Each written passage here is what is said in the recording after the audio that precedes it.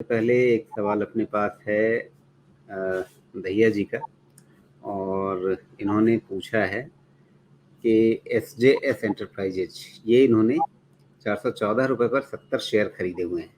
पूछ रहे हैं कि क्या अब इसमें नई खरीदारी करनी चाहिए या मुनाफा वसूली कर लेनी चाहिए। नजरिया इनका लंबे अवधि का है, उस लिहाज से अगर देखें तो क्या लगता है इसमें? ट्रेंड अप है, लेकिन हो सकता है कि कूल ऑफ का टाइम आ चुका है।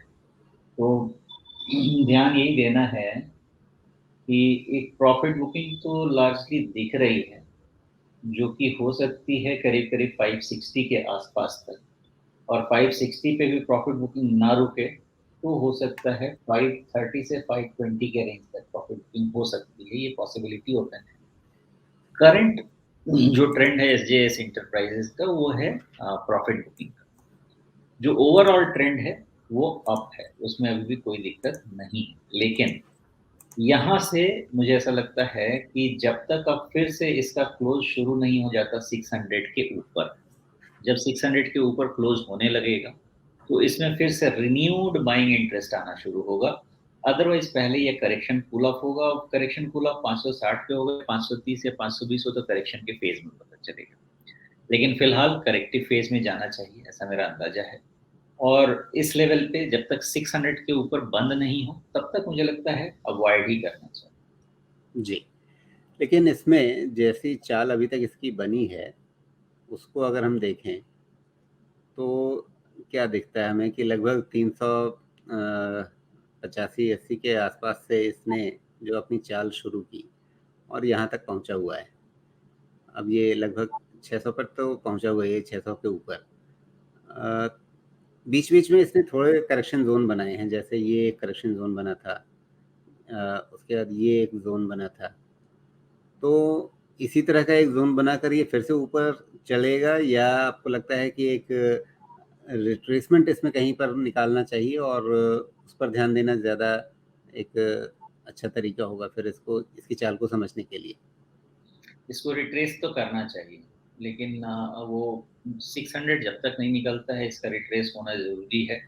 अब वो 560-65 पे रहेगा या 530, 525 के रेंज पे जाएगा, ये अंदाज़ा नहीं है।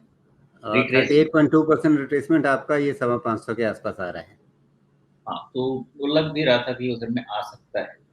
तो वही 520-30 मुझे लग रहा है ये रेंज है जहाँ से इसमें फिर से इवैल्यूएशन करना चाहिए।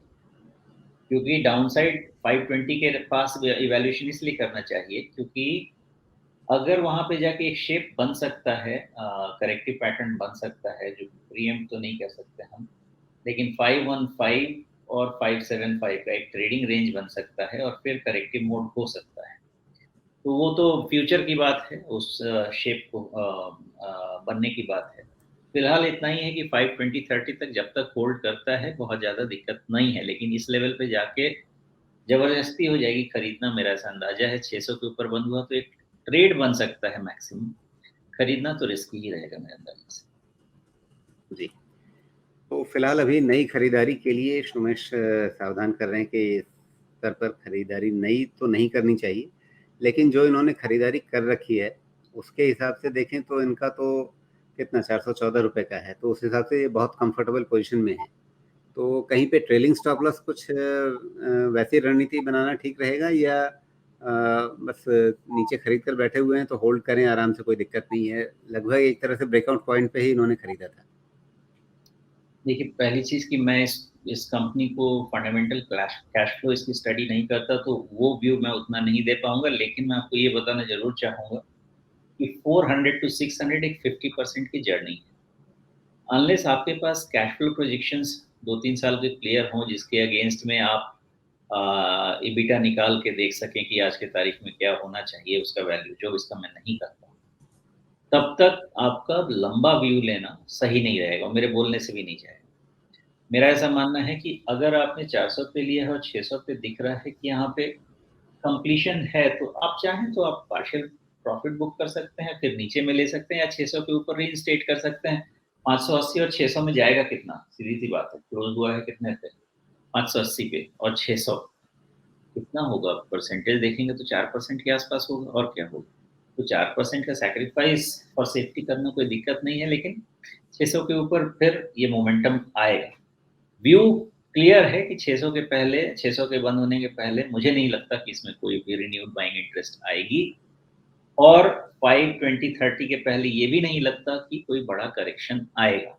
ये बड़ा रेंज है, स्ट्रैटेजाइज़ कैसे करना है वो आपको डिसाइड करना पड़ेगा, लेकिन मेरा ऐसा अंदाज़ा है कि ये प्रॉफिट बुकिंग ज़ोन है, अनलेस 600 इज़ स्टिक।